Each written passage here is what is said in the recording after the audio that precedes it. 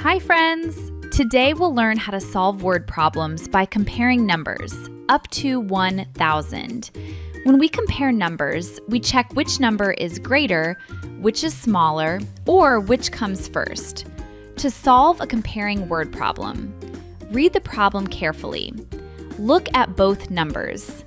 Decide which is greater or smaller. You don't need to subtract, just compare. Lina has 825 marbles, and Samir has 639 marbles. Who has more?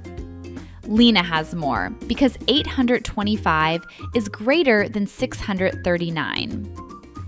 A bakery made 472 cookies on Monday and 499 cookies on Tuesday. On which day did they make fewer cookies? Monday, because 472 is less than 499.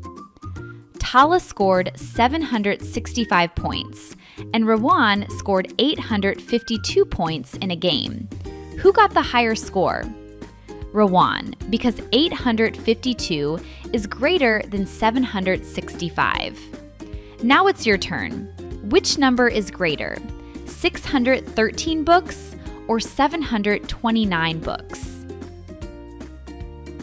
Yes, 729 is greater than 613. Great work comparing numbers today. See you next time.